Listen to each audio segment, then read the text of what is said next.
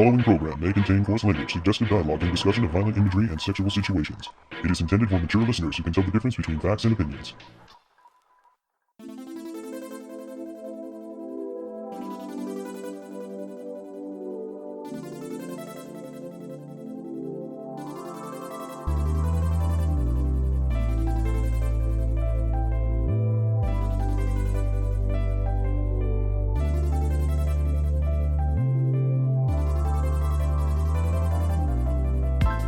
We're springing forward on this episode of the Toonami Faithful podcast. I'm your host, Kuro, and with me I have... editorial writer and one half of the Simuldub Saints, Laser Kid. And... hey, it's Streaming Steven, bringing up the stream. And we have a special guest today. Hello, all-around weird internet person, and the other half of the Simuldub Saints, Archangel. We may or may not have Paul joining us, so we'll just play it by ear. Hopefully, yes. I'm sure he's got some interesting things to say. It's been a few weeks. He's been sick, folks, but we think he's healthy again, and we're ready to hear him talk about soccer, because someone has to like this show. It's not me. But before we get into it, we have some news, some much anticipated news, probably predicted as well. Season 2 of Dawn to Dawn will be joining the block on March 28th. And I have to say, I love the trailer for this. It was such a fun trailer, but my favorite part was Tom calling the kids a situationship. Amazing. I love that. That was amazing. Oh, that's great. Yeah. Not wrong. No, I'm assuming the two of you are already ahead and watched season 2 already, right? Oh, yes. We watched we have that watched- coming out. Yes. There's a Simuldub Saints episode on it, even. We even had Stitch with us. Okay. All I have to say is buckle your fuckles, folks. Oh, yes. This one's It looks good. the trailer looked really fun, and Oh, God, yes. It's going to be at 12:30, so it will be replacing Primal Season 3, and that will put the lineup, which this coming Saturday, we're having Rooster Fighter premiere taking Bleach's place, keep going with Primal Season 3, 1 o'clock we'll have Blue Lock, 1:30 we'll have Tokyo Revengers, 2 a.m. we'll have One Piece, 2:30 we'll have Dragon Ball Daima, 3 o'clock we'll have Zone 100, and then at 3:30 it'll be a repeat of Rooster Fighter. And so that'll play out until Primal finishes, and then we'll go and that's when Dawn to Dawn will pick up. So they're ending the, I feel like they'll be ending the premieres on a high note. We'll just have to kind of get through the middle bit with Blue Lock, but we can do it. I'm sorry. I'm being such a troll, guys, with this show. I have no disrespect if you like it.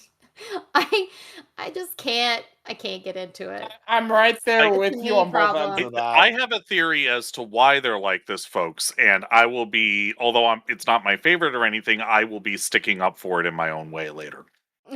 Yes. So before we get into the meat of that discussion, any thoughts about Dawn to Dawn or in general excited about Rooster Fighter coming? Steven? I mean, I like them both, so it's going to be fun to see that situationship in Dawn to Dawn. That's going to be fun. I've seen clips here and there because it feeds you through the social media feed on X or anything, and so you see clips and everything. There's some good stuff coming. It scratches that itch of like that high school kind of feeling of like, this is what relationships we were trying to get into, and like what it means to be friends or what it means to be something other than friends. And so it's kind of cool to see that. And then Rooster Fighter, that's going to be something crazy. I already seen I've seen clips of it every so often, but that's already going.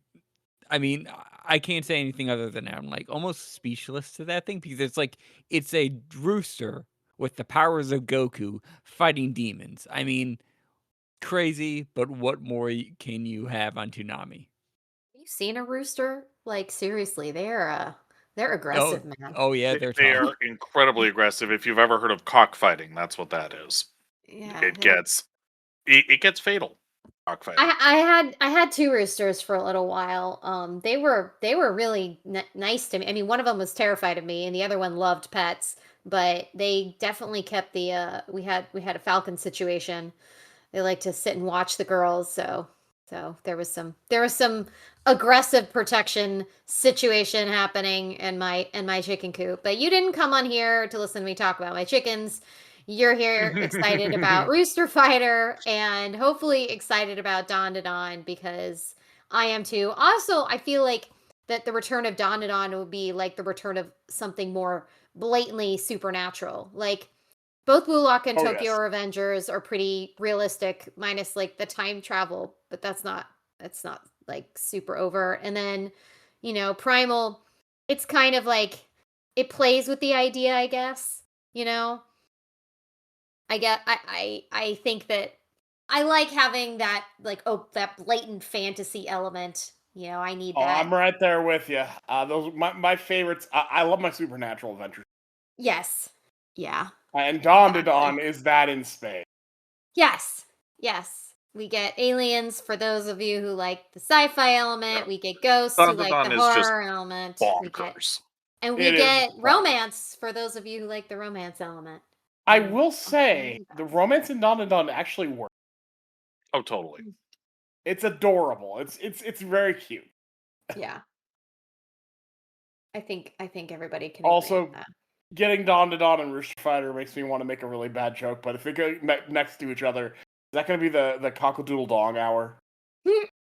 Pretty much, yeah. There's certainly some cocky jokes you can make from that. But Yes, there are. I'm But not as adept at that as Sketch, so I'll leave that to him. Well, I just made the only joke my brain could come up with. The And cock so there and you balls go. hour. We'll do like my a Rooster God.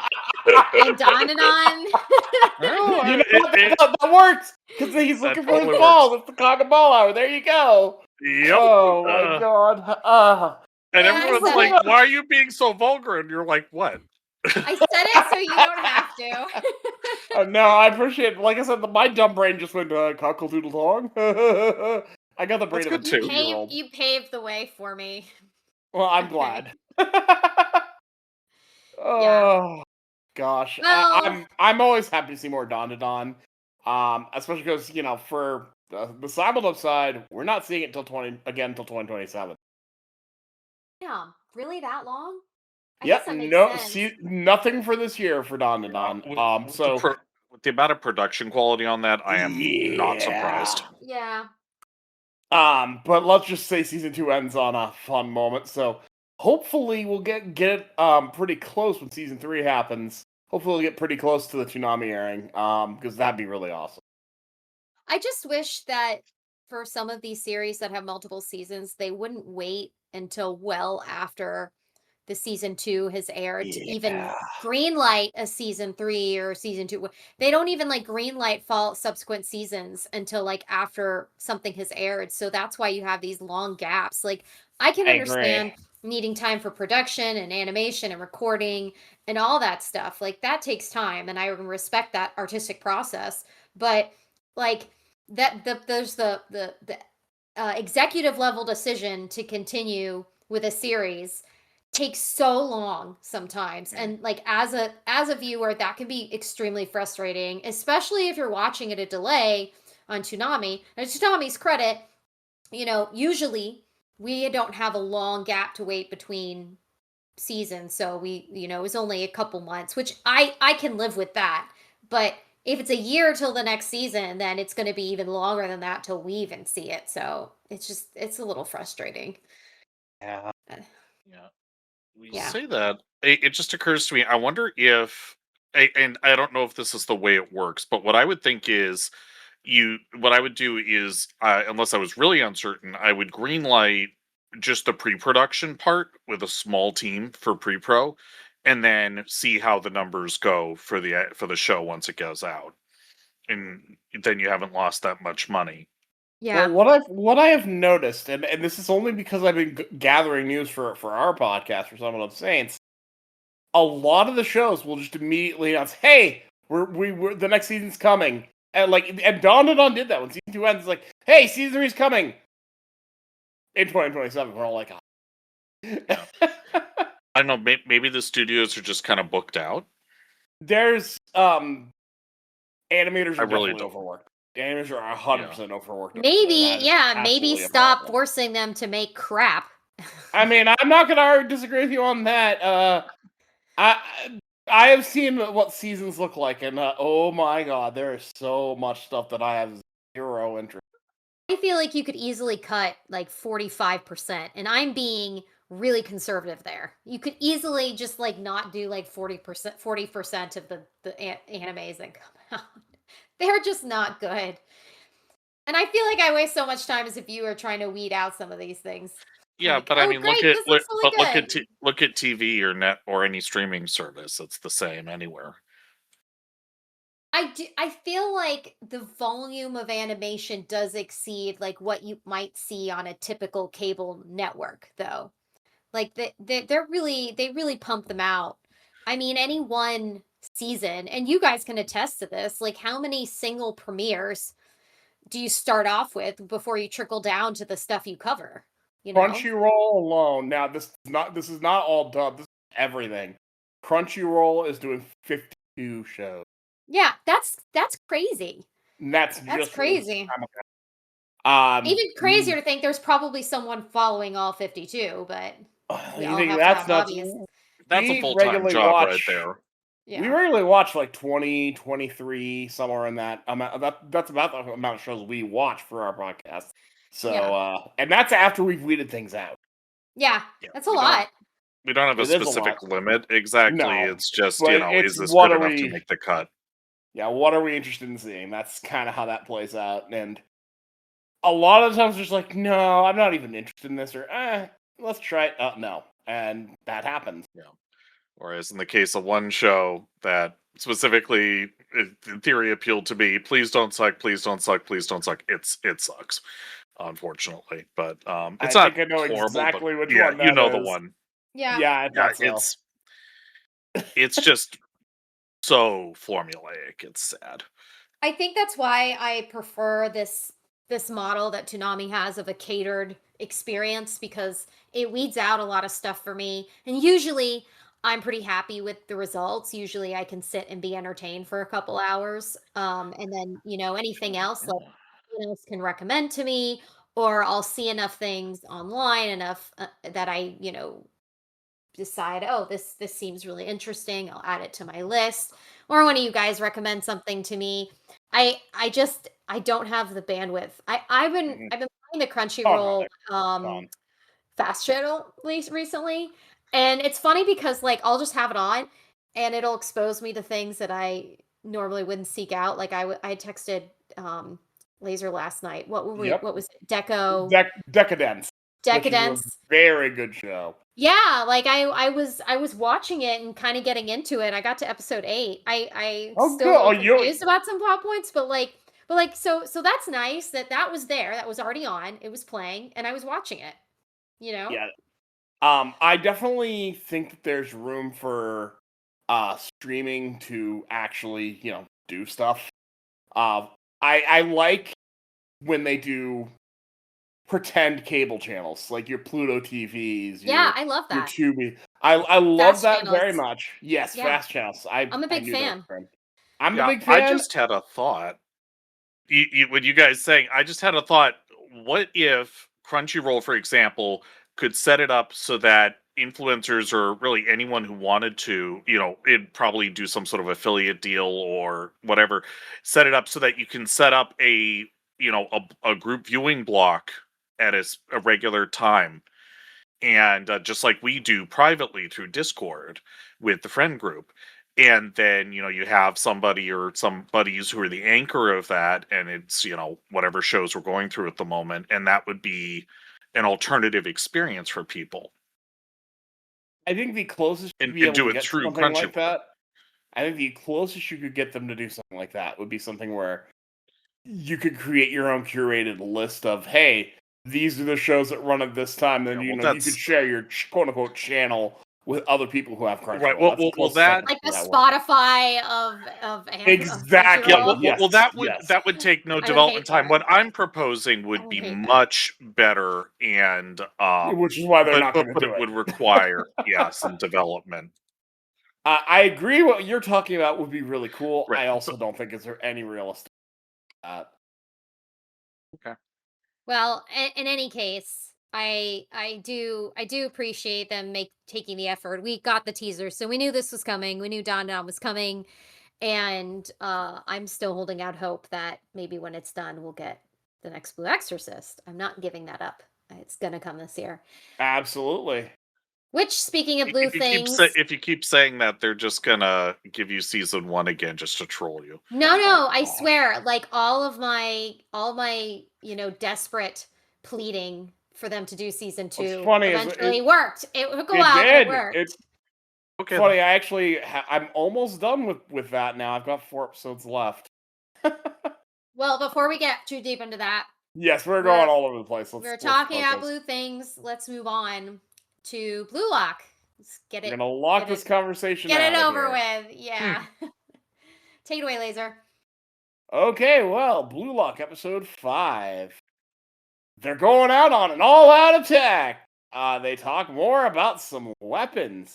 My weapon is that I'm gonna snark this episode to death. There is lots of soccer action. When it comes to Blue Lock, everyone has some form of incredible talent. I mean, yeah, like seriously, people just say obvious things in this episode. The opposing team is playing keep away again. If we score in the game, we score in real life. They get really excited about scoring. I had to make the SAO joke, but they're really, really worrying about their scoring. Of course, they're stalling the game as what they claim to be a revenge tactic, but you guys were stalling the game earlier. I don't know how that's different. But of course, it's another fake out, and they're on the wrong side of the field again. Isagi's mad. The defense team feels pressured because there's the 2 of them down there.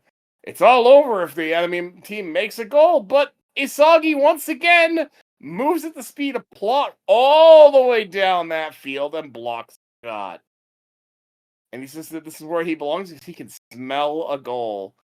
Yeah, I think Isagi's weapon is not that he can smell a goal. It's that that he's a he great can midfielder. He just appear. He's the Joe Hendry of Blue Lock. Say his name and he'll appear right on the other side of the field. Nico lost because he gave up the. Oh yeah, so Nico is being basically yacked at by Isagi. Isagi's like, you lost because you gave up the ball, but Isagi's gonna go for the goal. I mean, in theory, I just want to say what he did wasn't a terrible tactic. They ran down the clock, then they kept the ball away from the other team, and at the last minute, no, it's he perfectly passed to reasonable. who he thought was their best chance at scoring. And Well, then the main point of the series is that no, you're supposed to be your own best chance of scoring. Yes, It's kind of silly because you can see strategically both can work. You know. Well, Isagi's a hypocrite here because what does Isagi do the second he gets that ball? He gets pressured and then he passes it. So how are you any different, Isagi? Basically, that's how it's supposed to go. I find like the messaging very conflicting. Yes, It doesn't work if you're not passing, but then like you say like he's a striker doesn't pass, but like except you have to. you have to, and You have and to like pass. literally, I had total whiplash. Like you lost because you're not a real striker because you passed the ball, and like Yeah. 5 seconds later, Isagi's passing. I'm like, buddy, how is this any different? But yeah, there's lots of passing the ball around, which because it's soccer, that's kind of how that works. And Sure. eventually, Isagi does get the ball back, and he shoots, and he scores. I will say the action is very good. When they have their whole soccer battle, it does suck you in, and a lot of this commentary comes out of the fact that I watched it twice because the second time so I could get notes on it. Because I can't just pause and take notes when I'm watching with other people. But Isagi leaves those cheering him to go to the losing team. I crushed this, and I like it. I see. Isagi's a sadist. Our hero, everyone. But hey, that's a great episode. You know what? It was a good action sequence. I had some. Oh wait, that's just the intro playing. Yeah. Okay. So that's actually lead into my theory, which is that some people, I can't speak to Kuro, but I've noticed this broadly, very broadly speaking about LK as his best friend. Some people are cool with stories where there is no good guy in any form, and some people just aren't. And this is definitely one of those stories. Also, you have to at least have some interest in sports, and you have to be comfortable with this show just being inside people's heads almost all the time. That's really the point. The soccer is just the stage. And either that'll click with you or it won't. So that's my analysis of the show so far. That's actually a good point because yes, if I have no one I can root for, it tends to ruin the story for me. See also Death Note. And see also Code Geass. Yeah, well, both of those were bungled in various ways, but the big one that stands out to me, it's like, I will never try to show this to you because you won't like it, is either the British or American iterations of the House of Cards. Because they're You have actually both tried. yeah. Well, that's kind of how I learned this. But yeah, they're amazing shows, but if you're not cool with there being no good guys, don't even bother. Well, back to the second half of the episode. So we have a food celebration toast. For trying to make everyone egotistical, Blue Lock's weird ass system keeps encouraging teamwork and this whole thing of, hey, you can only get this if you do this. Well, that forces them to come together and do a potluck and have a teamwork party. Yep. He's only doing that so that he can force them to turn on each other later. I wouldn't be surprised. I wouldn't necessarily say that's not even a guess. That's clearly what he's doing. That's the mechanics of the system as he explained it to them. If that's a fake out, like I think ultimately a winning soccer team can't function that way. So disparate. Right, but but they're meant to be a functioning soccer team. They're meant to be. It's this facility is meant to produce a single striker. Remember, these are your teammates and your rivals. He said that, if I recall correctly. So essentially, the only way you can thrive is if you equally work together and exploit your teammates' strengths and weaknesses. Mm-hmm. And I think that's how he sees the role of a striker on a regular soccer team. As someone who's like a big fan of teamwork, I find this so frustrating. But anyway, back to their celebration. They get steaks. They distribute the steaks. And there's a lot of shenanigans. They're so silly. They're bantering. Yay for Team Z winning. Okay. It's a scene. I can't connect with any people, and I've been trying. And it's not because I necessarily hate them all. Not even Bachara? I actually like Bachara. I will stand Bachara. Bachara's just kind of like diet Bakugo. No, I think the other guy who screams a lot is the Bakugo. Oh, that's what I thought you were talking about. Okay, now Bachara's the crazy one, the one who hears voices. Oh, that's right. The Randy Orton one with the green hair. Yeah. Okay, he's okay. Yeah, he's all right. I'd watch it if he was the main character. I'd be a lot more interested in this series. Honestly, to be fair, yes, that might actually work better. Because he's interesting. You're right. He at least his being crazy is actually something worth watching. I want to know what his inside voices are saying. Going on in his head. They mostly seem to be telling him to, eat and use the bathroom and, the other necessities of life. Well, apparently, and pass the ball because someone's going to score. They tell him to defeat his enemy with a shining finger. Batra's assisted in at least 2 goals now, right? That's what we're up Yes. to. He's assisted in 2 goals, so he's a solid teammate. He'd be an asset on any soccer team. So Look, they have I'm their trying. party. I'm trying, y'all. Yeah. I'm trying. Yeah, they've been soft pedaling our pro tags in internal crisis so far. They better pick up on that, or I'm going to give up on him as a character. Because it's Well- one thing to have a slow build up, but if you don't start throwing hands, Yeah. Speaking of, Isagi can't sleep that night. He's too excited for his score goal. I don't actually blame him. He's got to be running high on adrenaline. I totally get that. But then he's also obsessing over the feeling of seeing their faces after crushing their dreams. It feels so good. Doesn't that make me a jerk? Yes, it does. It makes you a sadist, actually. I was joking the first time I wrote that in my notes. But at this point, this is a fast way to make me hate the protagonist of the show. He's incredibly unlikable. Holy shit. But he goes he's in. judgy. Yes, I am. Hey, that's a lot of feeling. Tell us how you really feel, Laser. Look. I don't blame him for getting high on winning. That's understandable. I don't blame him for going, I won the game, yeah! That's understandable. I get off on breaking people. Fuck you, guy. Well, considering he seems to be low-key freaking out about it, I'm withholding judgment. But if he embraces well, it, no, then yeah, I'm see, there here's the with thing. you. He goes, does that make me a jerk? Nah, I'm not going to think about it. And that was the end of his interaction. Because he doesn't think about things. Although, I don't know how you can be a successful sports star and be worried about the other team's feelings. You don't have to be worried about the other team's feelings. I don't blame him for not being sad. I blame him for getting off. Yeah, sure. There's a clear difference.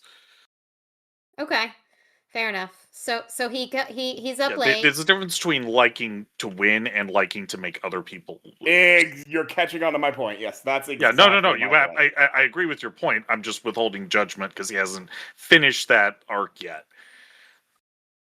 I mean, I find it entertaining either way. But if he goes through that and ends up on the other side, then I will adjust my opinion. But yeah, this is and even if he turns out to be a monster, it's still interesting to me, albeit mildly. But yeah, he goes to clear his head by watching the game, and there's Chigari already watching it, and he also can't sleep. He says the goal must have been a glorious moment for Isagi. Isagi says he would never have scored that goal had he not come to Blue Lock, and I want to know how he comes to that logic, because they haven't done a damn thing for him. They've left him to rot. They have not helped him progress at all. Everything he has he has done, he could get by teaming up with literally any group that cared about him themselves. It did not have to be Blue Lock. I don't agree with him on this at all. But that's what he thinks.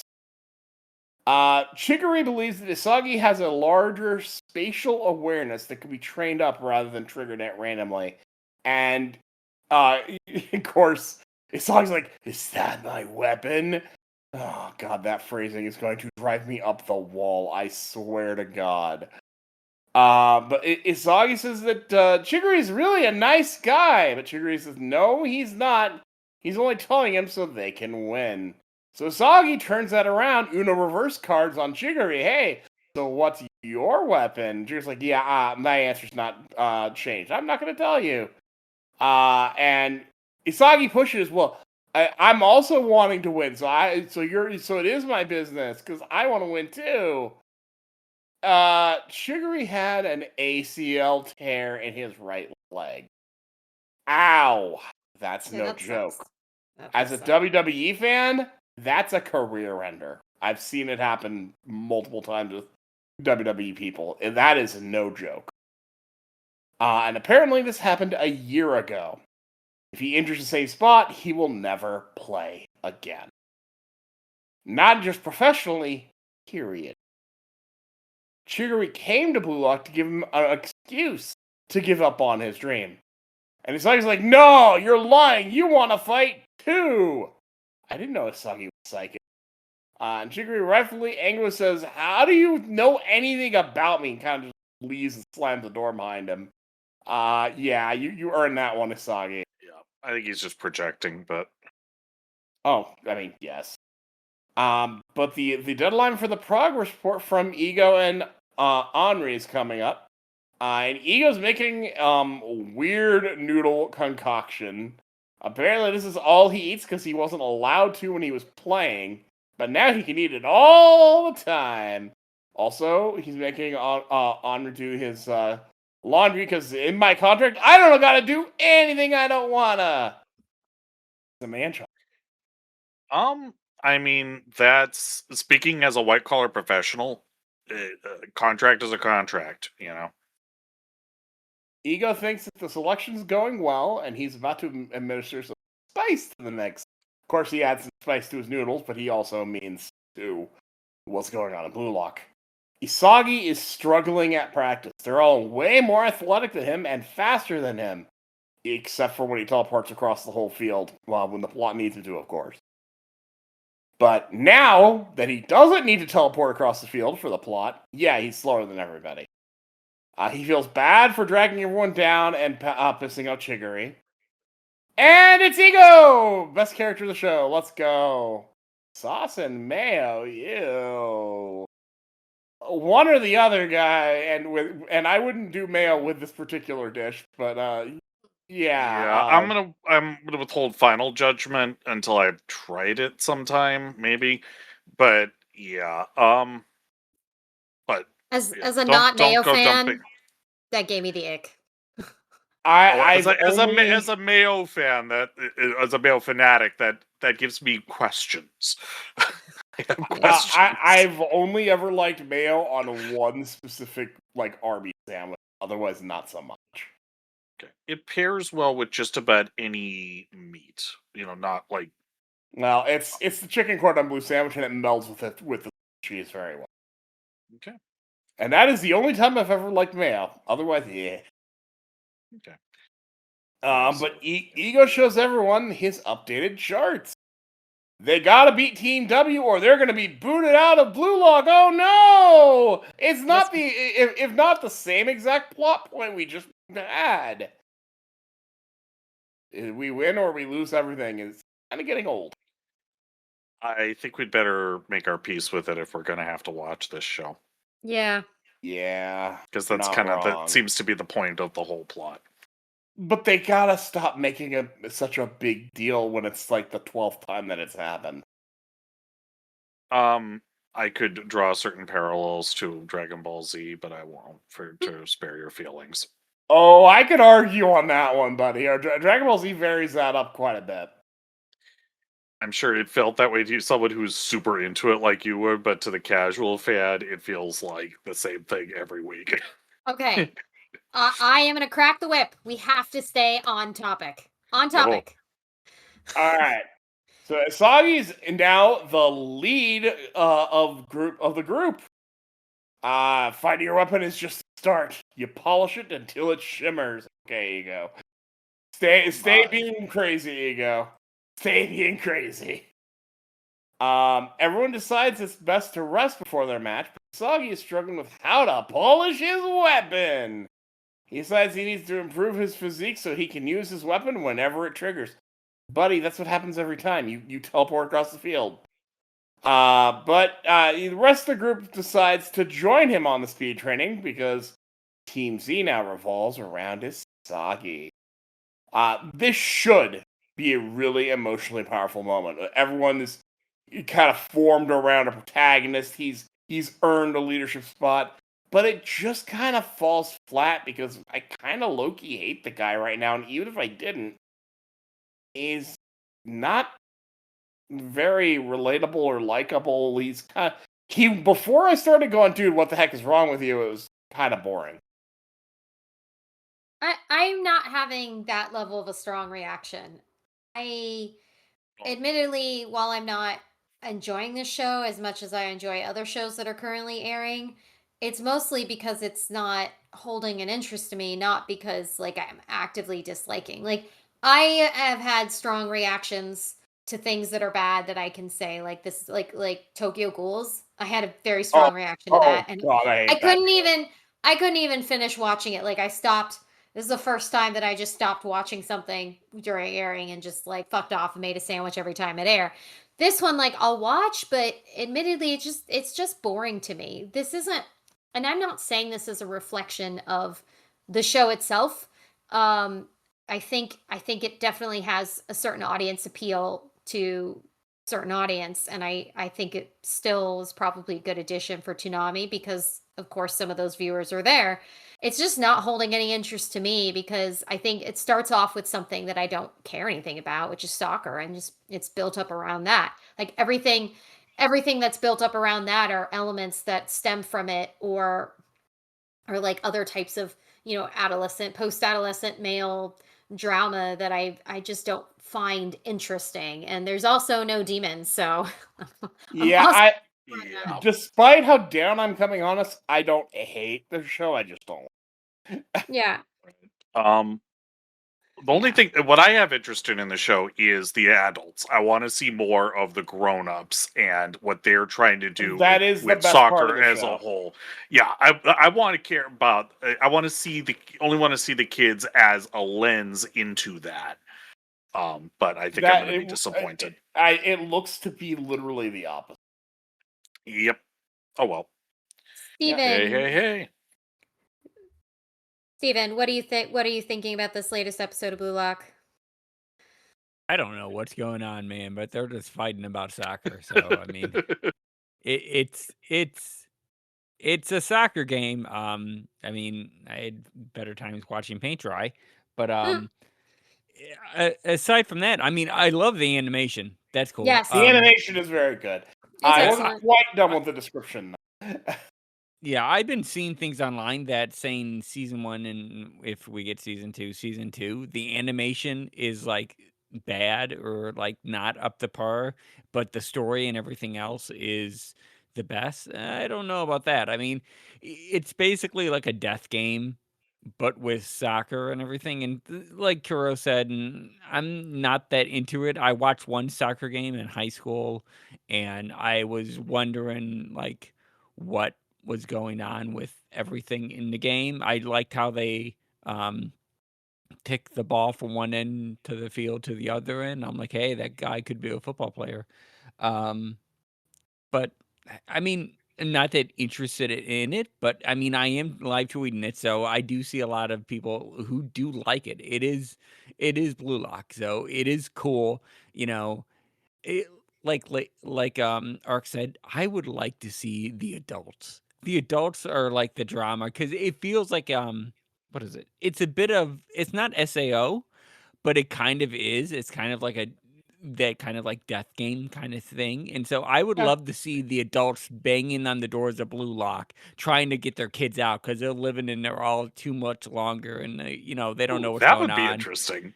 That would be interesting. Just to see like the adults trying to say, "Hey, I want to see my kid. You haven't granted like any privileges." And Ego's like, "You're gonna have to face a parenting test." And they all bring them in, and then they lock them inside Blue Lock to do some parenting thing. I would love to see that. Yes, That I'd would love be that. fun. Someone give the writership duties to Blue Lock to Steven. I want to see that. Yes. Other than that, it's an okay set. The animation's Well, good. okay. The English voice action is phenomenal. They're But the 16 and rest- 17 and 18. So, like, There was a little bit left in the episode. Ego makes a comment that seeing an athletically inferior person at the top is going to make everyone get excited and try to overtake him because that's what a great striker would do. And that soccer is only going the best striker is only going to appear where the tension is at its highest. And then we had the silly additional time, which I actually quite liked with the toothbrushes. yeah, the little toothbrush skit was cute. That was very funny. I wish they had that much personality in the actual episode. Well, folks, we did have a stray Paul come wander in, so we're going to give it over to Paul. We're talking about Blue Lock. Do you have any thoughts about the season so far and about the latest episode? Since you've been sick, you haven't been able to chat with us lately. Yeah, you didn't want to know what happened last week. Then don't tell us. Don't tell us. I mean, I'm not going to give you details. I mean, the only thing I say usually is I'm praying to the porcelain god and leave it at that. Okay, Ooh. Paul, Yeah. tell us what you think about Blue Lock, please, for the love of fucking God. Curl, you love when I'm on. Come on Oh now. my God, Sketch, why did you leave me alone with this this crew? You too, Kuro. In all seriousness, yeah, I think I have to echo what you guys are saying about what the hell is going on in this show, because I'm just like, I don't know. Okay, it's soccer. Okay, he might have a power that allows him to be a better player. Okay, not sure I'm very invested in this show. I mean, okay, it's interesting that they're figuring out what they can do, and he can quote unquote smell the goals. Um, but like, what does that exactly mean? Like, you can figure out when somebody's going to score a goal. You know when you're going to score a goal. Like, I don't know. I'm It's worded poorly, and I can't help but wonder if that's a translation issue. yeah. Yeah, I think so my understanding of it is that he has an intuitive sense for when there's an opportunity to score a goal because Yeah. of his enhanced spatial awareness, whatever. And yeah, sure, that makes sense that he's able to see how everybody's moving on the field from a 3D perspective and determine like Yeah. this opportunity is going to open up. Sure, but phrasing it like he can smell a goal is just it's Weird. so not good. It's weird, Weird. yeah. Right? It's very I Japanese. love it. It's very Japanese. Yeah. It's creepy. I like it. I'm interested. I'm a little interested in. And there's so many, like, that's the one thing I don't like about anime is there's so many Japanese names that I get them all mixed up, and at a certain point I'm just like, this person with this kind of hair or whatever. Yeah, the cheat is to have like a behind the voice actor. Oh yeah. hey, So the guy with the red hair that they that's seem to be. Shigeru. There we go. I'm interested to see what his deal is because, yeah, okay, you injured your ACL. I get it. If something happens to it, again, you're gonna basically not be able to play soccer again. Okay. But then why are you still there? He's You know sad what I with mean? himself. He's looking for an excuse to give up on soccer, and being forced to not play in nationals is a good way to be forced out of it. I think he's at war with himself. Yeah. Yeah, I think so too, but I'm more interested to see what his special ability is or whatever the hell they call it at this point. Weapon. His special weapon. I think I it should have been called swear, ability. if someone pulls, I agree on that. Yeah. The you funniest say? thing they could do is if they say my weapon is and then just pull out like a rocket. I will die laughing if that happens. I don't So care. it's just like, I mean, we're gonna probably, if you guys already haven't talked about Tokyo Revengers, we're gonna be talking about that probably next or whatever. But it's like night and day. Like, I go to that show and I'm like, oh, I have an actual fucking story. I have an Yes, actual. I have agreed. something. I have something I can connect with. This one, I'm just like, oh, soccer. What's funny Okay. is my initial reaction to this show and Tokyo Revengers was reverse the way I feel about them. Well, and I hate to say this, but this show is not making me want to check out another sports anime ever again. I'm gonna tell you right now, this is not normal sports. Okay. Thank God. That's fucking that's God. that sumo one you showed me was really good. Okay. Yes, that my go to if you have Crunchyroll and you want to watch sports anime, I highly recommend Hinamaru Sumo. That is the one I like. It also kind of, I also feel like your interest in the sport itself does have some impact It can. Totally. your appreciation. No, it's not dependent on it, but it certainly does. So let's say you're ambivalent about it. You could go either way, but if you distinctly don't like a sport or not interested in it, then it's going to be hard to sway you to enjoy Well- watching a series about a sport that you're not interested in. Well, but I would say this though, Kuro, is like everybody knows I like baseball. Yeah, me too. I like- I could watch this show about baseball all day long. Like let's Well, but sign a here's good the thing. pitcher. Let's Yeah, get a good third baseman. Yeah. If we had any non-American viewers left, they just departed. But But here's the thing. Love Here's the Actually, thing. Like, yeah, the Japanese love baseball, dude. no, Yeah. but I'm They- talking about yeah, they after love how Steven went off being very American about soccer earlier, and for what it's worth, I agree with him. But so the point that I was trying to make though is even if I were to insert baseball into this, I feel like I couldn't connect to this anime. That's what It I'm would be a feeling completely right now. different story because it's because almost they like would a be- deconstruction. They would be Yeah. if it was about baseball, it would be building a team with the most skilled in every position. Right. You would not be focusing on one Yeah. particular star, one striker. Baseball is completely contingent on a series of excellent players in various positions that have to be able to perform and do everything. Well, and that's not the true. case with soccer. It's not even Well, close. Like that, it is not all the same thing.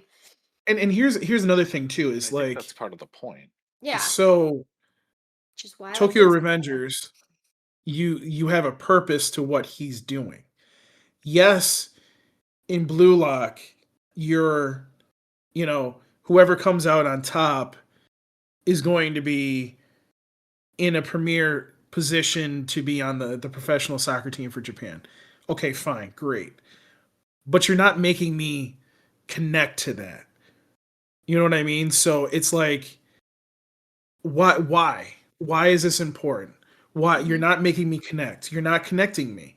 Like, is there some reason? Like, for example, if let's say his family was poor and the reason he's doing this is because he has to come out on top so he can make money and support his family, I would totally connect with this now.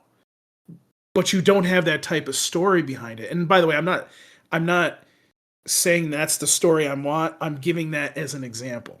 No, I You know what I understand. mean? And he doesn't even want to be the very best, like no one ever was. No, He's just kind of exactly. there because he's there, and I think that's part of the point. But they're letting that linger too long. And I think he's, at least in these first couple episodes, You're looking it's for like, pathos. That's what you're looking for. That's what you're grasping for is pathos, and you're not getting I'm a not deeper getting it. sense of that. I'm not getting anything. And I think not that's getting why anything. I'm not connecting one. Art just mentioned the sumo one. I'm like, I don't care about sumo at all. But that No. was totally what that main character wanted. He wanted to be the best at sumo. Well, And look that gravitated. That works. let me take a better example of a sports, well, and it's not really considered a sports anime, but it can be a sports anime. Megalobox. I don't No, I think necessarily that counts. Okay, let's count that then. It's so boxing. I'm not It's absolutely a sport. It's Yes, boxing well, with okay. robots, Art, but it's boxing. but maybe we're No, not, yeah. A but you know what lot I'm of saying though. plot. There is a lot of plot though too. But that's what I'm Mhm. saying. Like I don't necessarily care about the boxing. The story that connects me to that boxing is I what love the boxing. gets me to watch it. And I loved that show. And I wish we Yeah. would have gotten season 2 on Toonami. Exactly. I No, actually you're- really you're like the touching- boxing.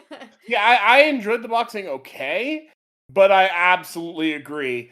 What makes a sports anime work is the character. Invincible there. By the Fight way, Club.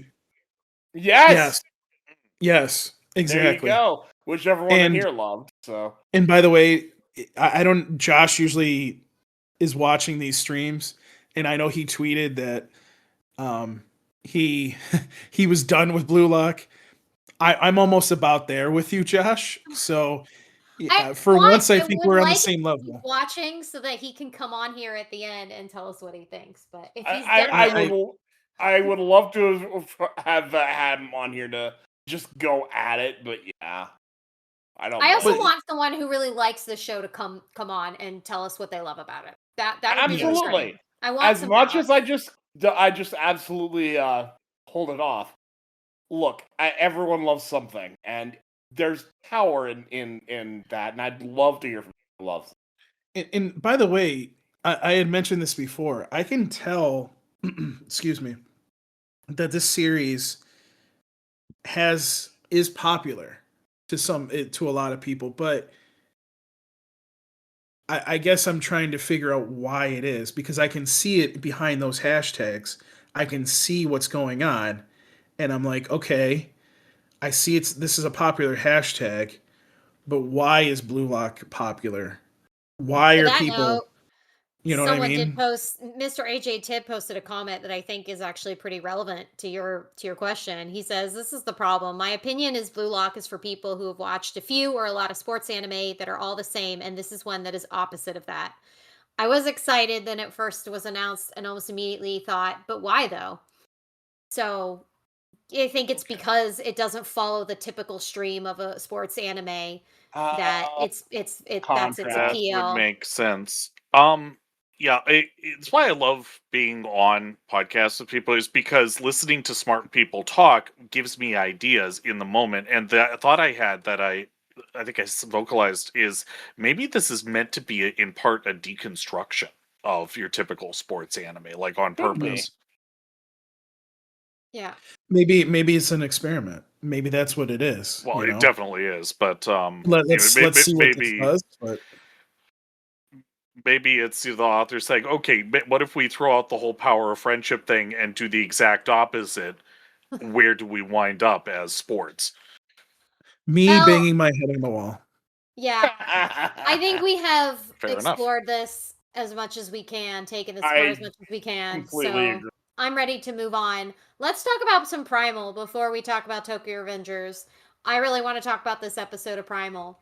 So, up in the volcano where Spear was about to do something upsetting, but probably needed for his piece, he stumbles upon a gladiatorial death match of the gray-skinned volcanic tribe he had just met, wherein the champion faces off against the challenger, and the winner seems to be crowned the champion in some kind of leadership position of the tribe.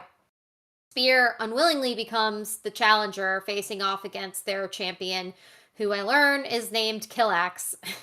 We don't see him very long, but his costume was memorable. Holy cow, that was very memorable. Yeah. The straps. Yeah. Anyway, after being impaled by the Spear begins fighting back. He's clumsy at first, but then he very easily dispatches Killax via decapitation and is crowned the winner. Poor Spear at first seems a bit bewildered by the whole ordeal, but he follows what seems to be the shaman back through the village, and near the caldera of the volcano, a golem-like creature crawls out, and there is a river of magma, and in the river of magma is a stream of black liquid, which the creature scoops out, and that seems to trigger a memory for Spear from a previous season of ape-like man and their champion Krog, who uses it, and he nearly defeated him in Fang by consuming it. The volcanic tribe elder gives Spear the liquid as a reward, and he takes it, and it seems to make him stronger and more ferocious. It kind of looked like I was trying to figure out what that might be, and I thought maybe like oil, but like that would burn up. That I think that would kill you if you drank that. If it's the same thing that it was before, it's a weird parasite thing. Yeah. Anyway, back with Mira. She returns to the village dejected at having lost Spear, and she attends his former grave in the catacombs, grieving alongside little Jobu. It's a very moving scene. Spear continues to fight these death matches against several opponents, eagerly drinking the black liquid after every win. First, a troll-like creature, then a polar bear hooded warrior, then a Scottish warrior on a pterosaur, and finally an ape-like warrior. Meanwhile, Mira gives birth to her baby girl, and Fang is there as her loving support. It's all very touching. But that night, In general, Mira is being plagued by nightmares of the volcano and Spear's change and his increasing ferocity and kills. Elsewhere, back with Spear himself, he's having visions of Mira, and so he decides to furtively return to the village with the aid of the dead Scottish warrior's pterosaur. As he's sneaking in, he sees that Mira is well, and he's also overjoyed to see that they have a baby girl. When Mira awakens and he flees, but she almost catches sight of him and seems to still sense that he was around.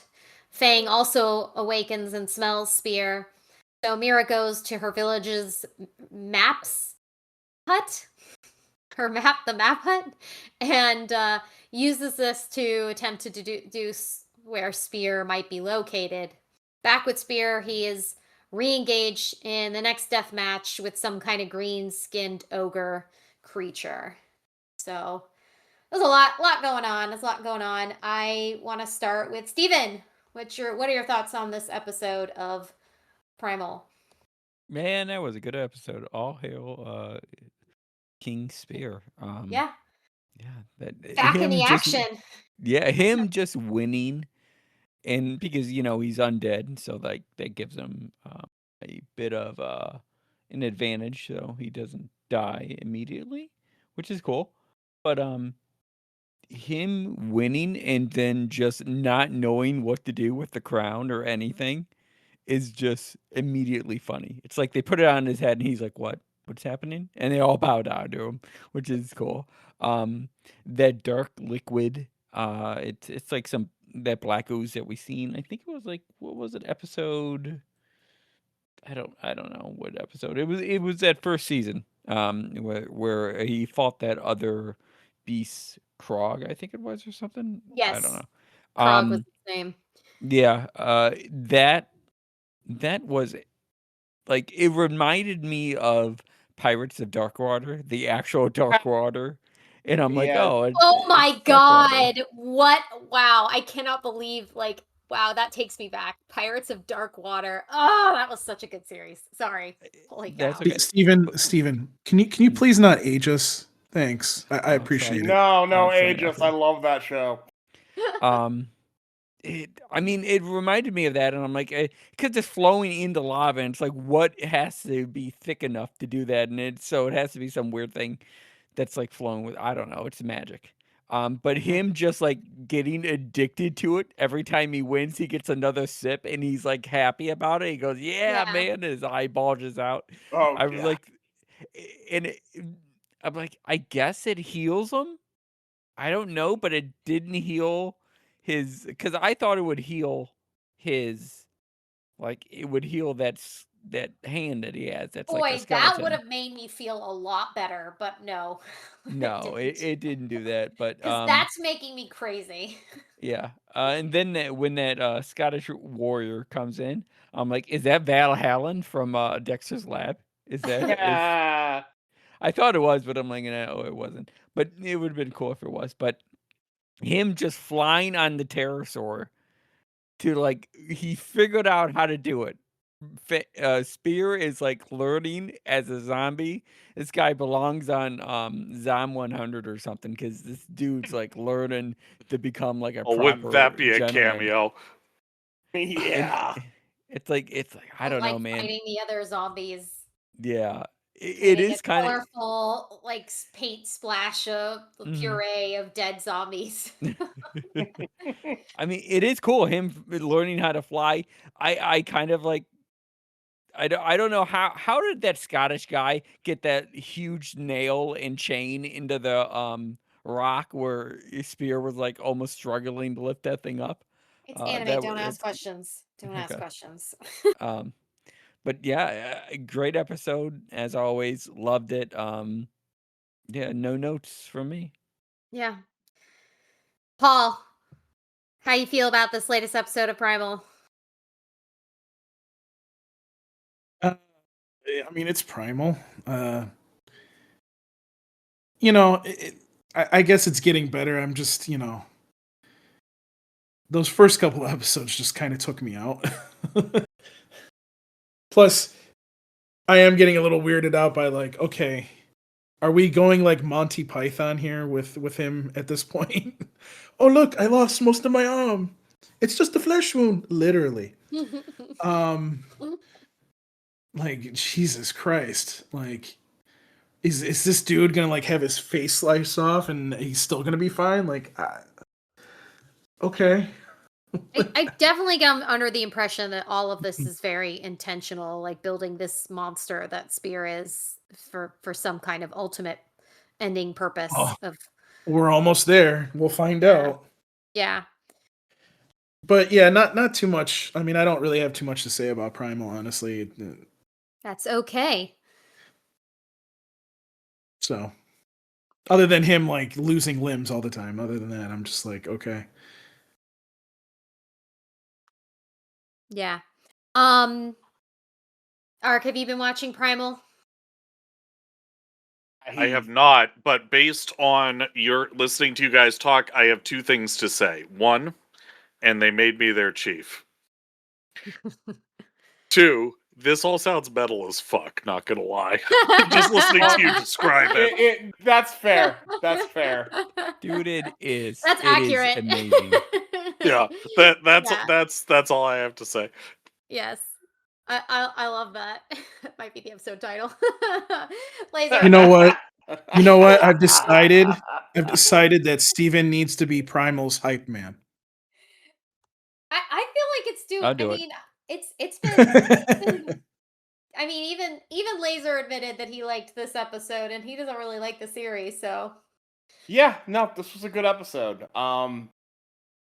It's really showing how honestly kind of lost Spirit now. And I love the little Force Ghost moments between him and Mira. It's like, oh, she's seeing what's going on. He's seeing her, she's seeing him. She's gotta go save him from himself. And even his own little minor worry about her where he goes and checks on her is really sweet. And he sees the baby. I love that he sees his daughter. That's amazing. Yeah, no, I'm really interested to see where this is gonna go. yeah, yeah, yeah. He seemed to be pretty. He seemed to be pretty stuck in a moment of joy when he's about to fight this ogre. Um, so I hope that he gets back to reality because we don't want him, losing more parts. Mr. AJ Tibb says in the comments about the river, it was called the River of Life, wasn't it? I think the black goo is not only making him strong, I think he's getting some life back in him. That's an interesting Yeah. theory. I like that. I'd like to see like his stuff regrow, but that would be nice. We'll see. We'll see what happens. I think that I'm of the opinion that this is going to culminate in some kind of very dramatic confrontation with Mira, with him in this monstrous form, and her having to ultimately end him to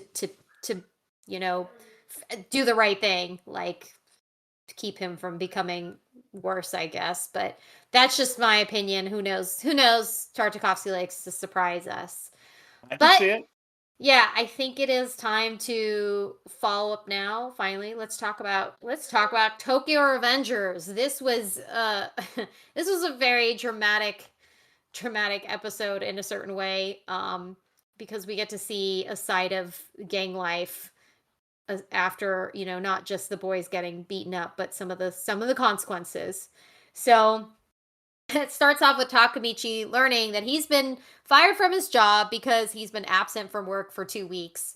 I feel like he should ask Naoto for like some kind of, informer allowance or something. Do they do that in Japan? Like they do that at the US cops.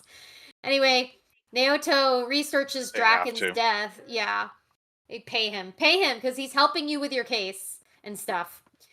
Naoto researches Draken's death and learns that Draken was beaten and stabbed in the abdomen on August 3rd. And according to news report, it was the result of some kind of internal struggle. And my question is, why is Naoto researching this in the news reports and not pulling out the file at the police station? that's neither here nor there. They agree that preventing his death is critical to changing the present, and they shake hands, and Takamichi goes back to the past. Samurai Jack. Awakening with a blonde woman in her underwear on top of him. Wisely, Takamichi bails on the situation, because he's like 13 or 14, and that's fucked up.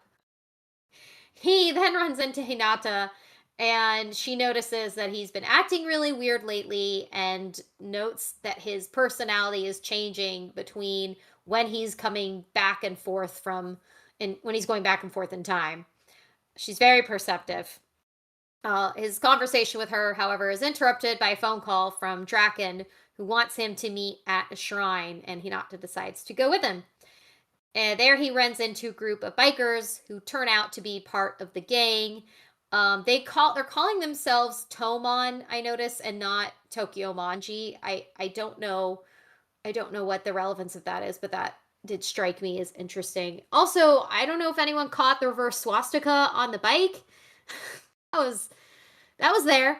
That was a thing, and I saw it, and I could not have been the only one that saw that. It doesn't necessarily mean the I know Spicy that. Pinwheel gang. I know. It's just, and it wasn't the same direction either. It's just one of those things. Who knows? I Yeah. see that on a bunch of edgy kids, and I just think, oh, they're just trying to upset people, and they have no idea what it means. That honestly was my read on the situation, trying to look like a badass, but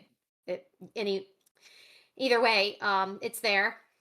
And there Takamichi learns, he sees the blonde from earlier and learns her name is Emma. She's a friend of the gang members, and then she immediately outs Takamichi to Hinata, who gets his butt rightfully whooped. Which it sucks because he's like being punished for something his past self did that he doesn't actually remember doing, so I feel kind of bad for him in that moment. But Emma also admits to using Takamichi to try and make Draken jealous. Ladies, don't do this. It never works. It's not going to work. That's not how you get a man's attention. Anyway, Mikey called the meeting to discuss Mobius, a rival gang. And while Takamichi is shuffling around, he gets into a light scuffle with Pa, who is a former friend of Kiyomasa.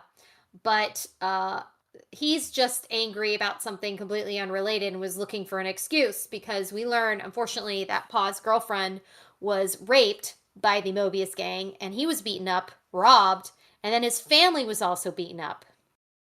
And this gang, Mobius, runs Shinjuku, and the Tomon gang agrees that they need to take on Mobius, and they decide to do this on August 3rd, the same day that Draken apparently is to will get killed. The facts, though, between what he, as Takamichi notes, what he's told in the future about what got Draken killed and what he knows is about to happen, don't seem to add up to a cohesive narrative. So he's confused, and he doesn't really have anyone to talk about this with. So Takamichi resolves that he's going to be Draken's bodyguard, which is promptly rejected. So he just follows him around anyway. And he decides he's going to ensure his safety and that he doesn't have any falling out with Mikey, because as far as he knows, that's the cause of this. And watches how they are together and how close they are.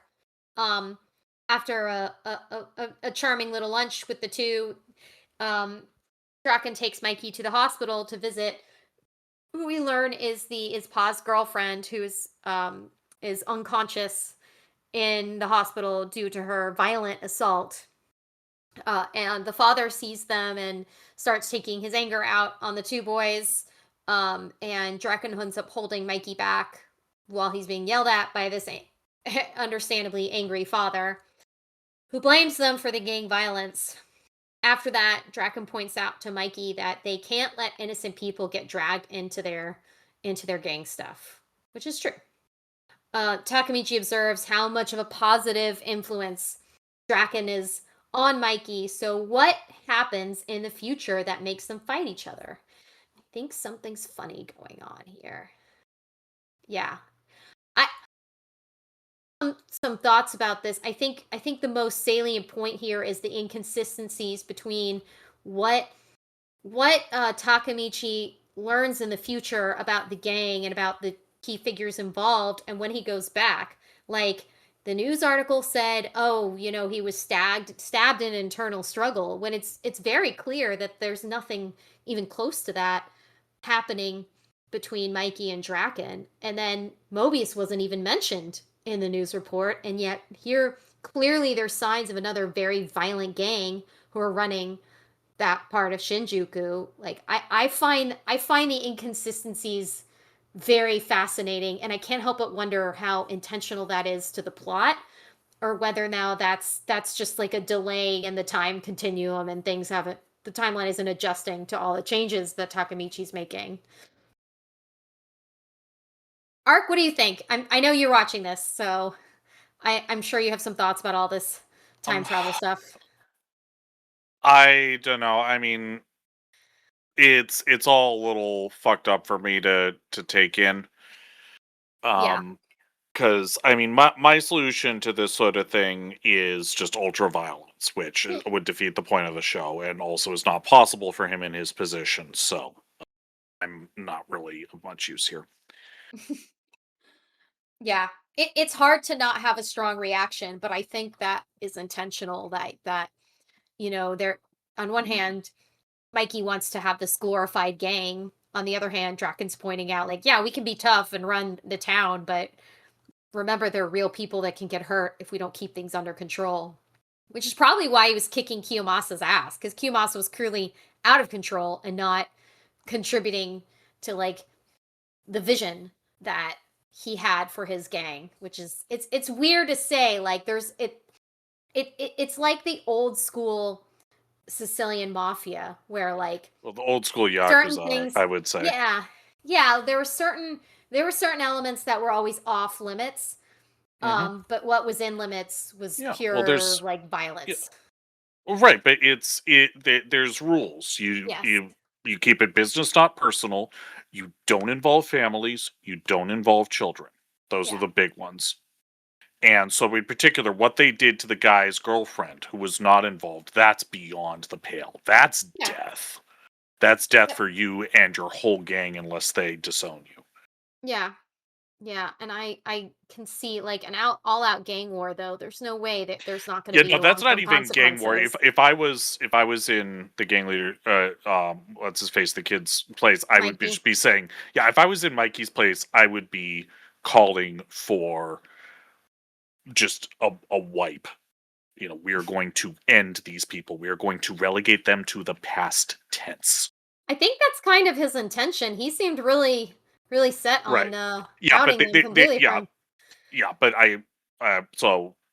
But again, you know, not just beating up, not just driving off, death. No, yeah, death, we'll death, see. which is a big deal. People go to jail for this, like for life. So It's not. I'm not really clear on what Mikey considers an acceptable level of violence with another gang. I guess we'll find that out. I as don't the think series he continues. knows. He doesn't seem to have any thoughts in his head beyond fighting, and that's why Draken is so important.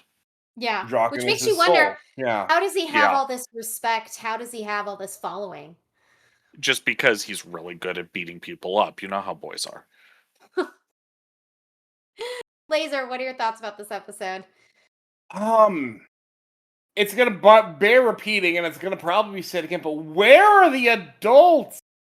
Oh my gosh! Yeah, I mean, it's nice that we get some adults in the hospital. Yeah, but like the where police, maybe the police. the cops. I keep expecting the police officers in the lounge suits to show up and start beating the shit out of people and saying you're over the line. Why is there no police You know record those of guys. any of this? Because like that's why Naoki's That's a good relying on the question. news. He's not looking at a police record. Well, and that if not the doesn't make any sense police, to me. it's Japan. Where is the regular Yakuza? Because this is not going to fly. That's for a them good either. point. That's a good point. So yeah, because you know those police who are almost Yakuza that you see in some shows. Where are the adults? Someone needs to take these kids out, or at least down a peg. You know, but Yeah, I think the answer is because plot. But well, sure, and you know I can accept that to a certain extent. But it's still it's going to be a repeating, and I'm repeating it, and I will probably say it again. But in particular, when we've got people in the hospital now, Where's any sort of authority going? Just not doing anything. I don't know. I really like the what you guys mentioned about Mikey and Draken and how Mikey doesn't really know what he wants. The reason he even likes Takamichi is because he reminds him of someone else he knew who he had a lot of respect for. And, he has a lot of respect for Draken, so whatever Draken tells him, he also, there's a lot of respect for that as well, which is great, because, a kid like that needs direction, and clearly losing that direction or getting bad direction from Kiyomasa is what made him go bad. Although, I'm wondering if he even went bad, because in the previous episode, no one's seen Mikey in a long time. I'm wondering if both Draken and Mikey get off and Kiyomasa takes over. Very possible. But yeah, what you just said with Mikey, all of a sudden I had a vision of him being kind of forcefully adopted by the protag of the Yakuza's Guide to Babysitting. I'm going to be honest with you, Orc. I'd love a show like that. What I keep imagining is literally the Windbreaker guys coming in there and being like, Oh, God, get out of yes. here. But yeah, I love this, for the record. This show is a lot of fun. I'm loving Takamichi's struggle here. He's trying to find out what can he do, and what is more relatable than being in a conflict, a situation that you can't really do much with, but you're going to do everything that you can? I find that to be incredibly relatable particularly to modern times. Like, what can you do? Well, do what you can, and hope, pray for the best. And I feel that. I really feel dare that. do all that may become a man. Steven, what are your thoughts on this episode? I liked it. Like I like every other anime on Toonami. It seems like the only thing I ever say. I like it. Yeah, Tokyo Revengers is a interesting. If to me, it's interesting because it mixes that time travel vibe with it because I like that stuff. I feel it's still Quantum Leap ish. The last episode I believe was called Re-Leap, so I'm like, they're going into something with Quantum Leap, or what I feel it is. But Steven, what what? did I tell you about aging us? Oh, Please. you want me to start talking about? I'll go into further shows than that. Let's see. What are the time travel shows, Paul, that I can get into? How about Back to the Well, Future? You got Back to I the was- Future. You I've got the made so Time many of those Tunnel. jokes That's already. like 1970. You want me to go further than that, Paul? I mean, I was gonna say that Time Kuro cops. was trying to turn this into Star Trek all of a sudden, but Yeah, it's for me, there's two things that's going in my head. I mean, how Takamichi gets to the point is I don't know, there's a lot of things that could go weird and go aside from that and change and alter history, which technically I guess he's doing a little bit. But is Naoto a police officer? Yeah, Because it shows him that, but then why is he not getting the resources of the police officers of the stuff? It seems like he clearly is, but like exactly, why is he not able to access police resources? It's a little puzzling to me. it's like his side thing that he's doing to save his, sister, and he's like not really high up there. It's like why didn't you? That'd be the only thing that made that make sense. That would Yeah. be the only Right. reason I could see him not wanting to use police Or resources. the records for his have own been side quest. destroyed. Or the records have been destroyed because Yeah. of corruption. Or the writer just didn't know much about police work and didn't think about it. So this is This one is of something those. you'd want to research if you're going to do that. This is You one of would those think, plot but- holes. This is one of those plot holes that I pointed out that I think it may be too soon. This may resolve itself, but at the moment it comes across as a plot hole. But I'm not going to look at it as like that's, ruining the sequence of events for it. I'm seeing it as maybe this is something that resolves because this is so early in such a long series that there's definitely potential for that answer to be provided to us. But it's good that we're like, I feel like noticing these details might be one of those things that's important later, you know? And then I had one more thing. The girlfriend of who was it? It wasn't Draken's girlfriend. It was just the one who was in the hospital. Some dude, yeah. Yeah, his girlfriend. Paw's girlfriend, Paw. Yeah, Paul. And so Oh, his girlfriend's in the hospital, all that stuff done to her and everything was like, that brought the episode from like a point. I'm like, oh man, they were talking about stuff like that. His girlfriend, that happened to her. Then what in the future, what happened to Takemichi's girlfriend? What happened to her that she got offed, right? There had to have been something that she did. That's the whole plot. Seen. That's the Yeah, that's the whole plot. and we know she's not the type to sit idle. She involved herself in whatever got her killed. I guarantee. So something had to be with it. Had definitely. to be. It had to be with Mikey, or it had to be with Draken. Something with all of that involved there that she had to be offed, and then Takemichi technically would have been off too because he knew something, unless It was unless she's. Because it doesn't. Some of the stuff doesn't make sense, and it's like I don't know.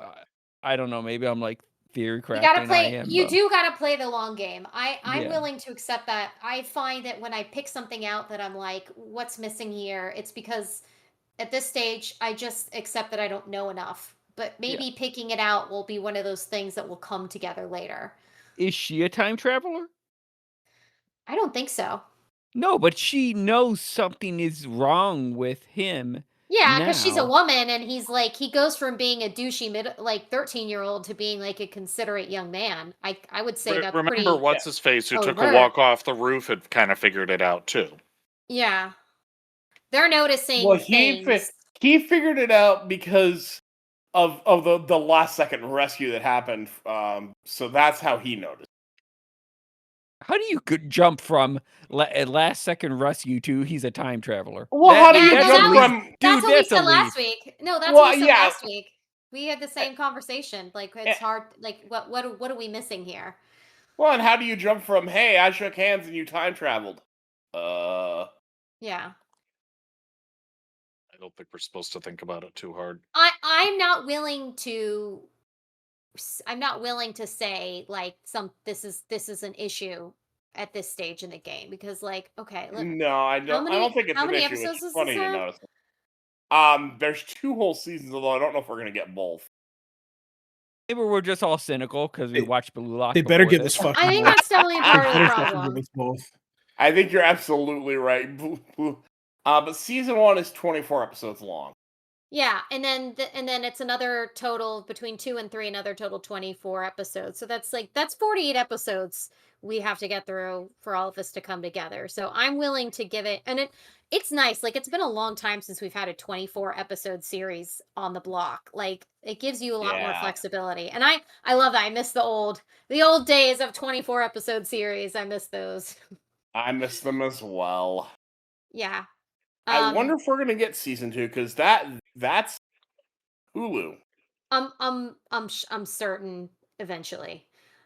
Before we go down that rabbit hole, Paul, let's talk. I know that you're interested in talking about Tokyo Revenger. So what did you think about this latest episode? Rabbit hole, you say?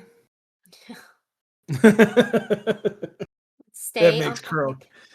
That makes Kuro cringe. On topic. So no, well, this is actually going to be all on topics. So first of all, because I haven't been here to talk about Tokyo Revengers, like, what a breath of fresh air compared to Blue Lock. Like, oh my god, like, please give me more because this is a lot better than the slop that I'm getting over here. So with this episode in particular, I think the biggest point here is he goes back into the past, but now because he's changed the past, he doesn't know what he's going back to.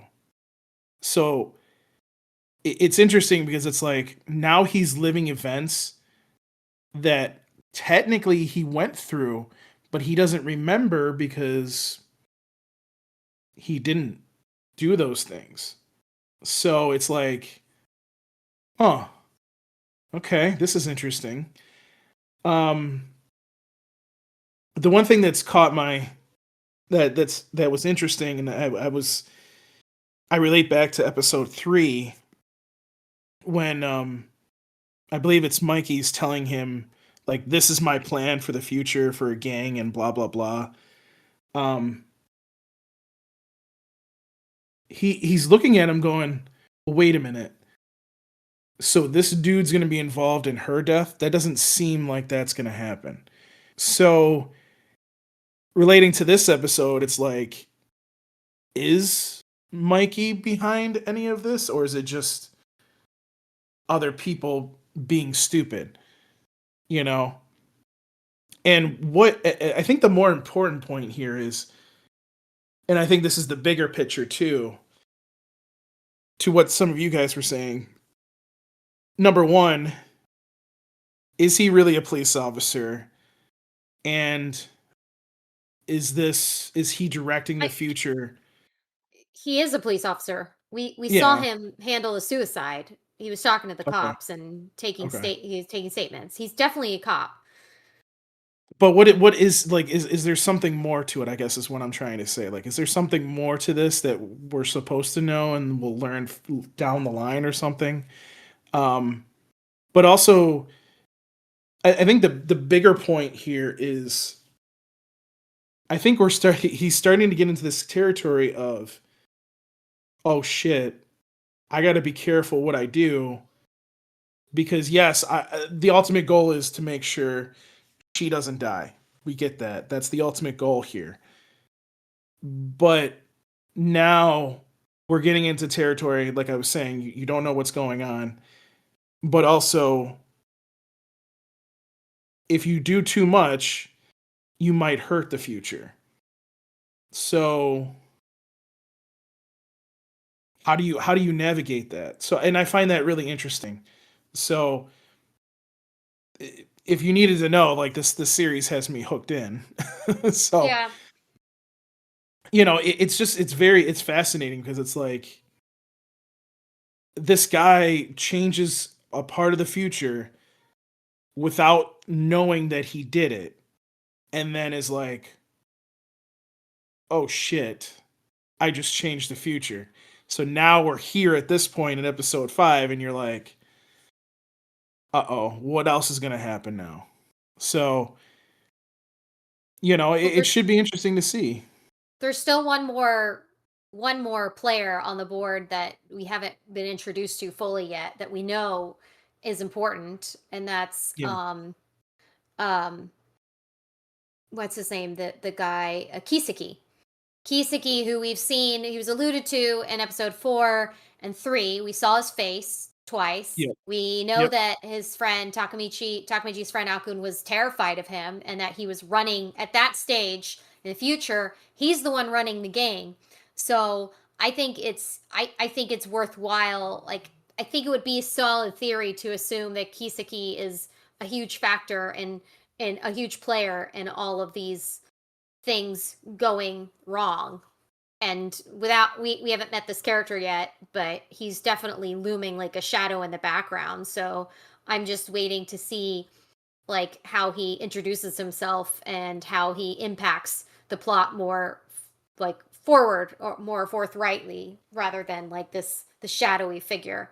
But I am Yeah. assuming that a lot of this manipulation is probably him because he's the only player we haven't met yet. And who we're seeing, like Draken and Mikey, are best friends. Mikey doesn't seem like the type to turn into a dishonorable bastard, and everything seems to change when that disintegrates. So it can't be his responsibility, all that breaking down. So whose was it ultimately? And this is just me Yeah. postulating. No. I think you're onto something there. I mean, it so far we don't get the sense from Mikey that he's this murderous asshole that's going out and raping girls. Like you don't Yeah. you're not getting that impression, which is I mean episode 3 alone where he's like it's good that, you're protecting people and you're protecting women in particular. That right there was kind of for this episode, it's kind of like, wait, that if it was Mikey, that doesn't equate there. So it's like, okay, what else is going on here? And again, like it comes back to what he's changing the future now. Like, what does this mean? And to what you were saying, Kuro, I think you said this. Um, what did his girlfriend do to cause her death? Like, what was she? How was she involved? Because we can see that she's. Oh, you said that. Did I say You that? No, are I the one thought that one said of you that. guys had said that too. Oh, it wasn't me. That she gets herself involved into things. I think I said something Okay, along the that was lines of, you. she It is was not a you, yeah. passive person. That Yes. my money is on her having not, being a bad person, but just No, trying to help somehow, or goodness knows what. I almost feel like that, and this is Collateral jumping damage. way. Yeah, I Mhm. mean, I feel like this is maybe jumping too far ahead, but maybe the result of him leaving after middle school Right. and leaving his friends and her, she was chasing after him and trying to find him, and as a result, she went to the gang to find out what the hell was going on, and somehow that resulted in her death because I mean, if you think about it, technically, you're not supposed to just leave a gang. There's sometimes there's only one way out, and that's your death. So Blood in, blood out. you know what I mean. So that it could have been him all along. So him changing the future might not be a bad thing, but again, we don't know that yet, and it's going to be interesting to see where that leads. So Yeah. Yeah, I like the way the plot weaves and builds every episode. It presents more questions, and I think I like the way Takamichi is changing too as a character. He's a little dumb, but like he's trying hard to not be dumb, and I appreciate that. Like he's really making an effort to put the pieces together and to do right, and considering the circumstances he's under, which it's pretty dangerous what he's attempting to do, and he's putting himself at risk. It's a good story. It's really sucking me in, and I feel like it sucked all of us in pretty well. So yeah, I'm enjoying this. So I feel like that's a good place to wrap it up then. Unless you wanted to add anything, Paul, about Dawn. We talked about it at the beginning. Do you want to add anything about Dawn coming at the end of March? I'm just glad that they're doing season 2. I am happy that at least we're getting a consistent flow of shows now, and we don't have to be hitting the peripheral. And I said Yeah. that wrong. My English is bad right now. I did get what you're trying to say, though. The red button, so to speak, and the panic alarm, so to speak. So Yeah. I'm happy about that. The thing that not to I mean, obviously this isn't on Toonami for this run, but it's the thing that's more interesting to me, which is related, obviously, is the fact that Sailor Moon is number one. They finally confirmed that it's at 5 a.m. on Adult Swim during the week, but and it's not that particularly. It's the fact that they decided to promote it as much as they did. It's like, okay, okay, all right. I, I'm confused at why you're promoting a show at 5 a.m., but I mean, more power to you. I enjoy it. So, yeah, I think there's a lot of good things in the future here, and I'm glad to see that there's anime not just on Toonami but outside of it. So, hopefully that means good things for both the block and Adult Swim going forward. So, Yeah. Yeah. Well, great. If you're listening and you had any thoughts about this episode, about any of the shows that are airing, or just thoughts you have in general about Toonami Faithful, you can email us at podcast@toonamifaithful.com. Please, if you don't already, follow us on Facebook /Toonami Faithful Podcast. And this podcast specifically, you can follow on Twitter at Toonami Podcast. You can listen to this episode and every other episode on the place where the Lazarus Hidden Message was, SoundCloud.com. I'm never going to stop making that joke. And if you don't listen to SoundCloud, we're available pretty much everything you can possibly imagine. Apple, CastBox, Deezer, Google, iHeartRadio, Overcast, Podbay, Podbean, Podcast Addict, Radio.com, Spotify, and TuneIn. And if you don't already, follow us at Toonami News on Twitter and on Blue Sky for the news, views, and reviews on ToonamiFaithful.com and that we post on our social media.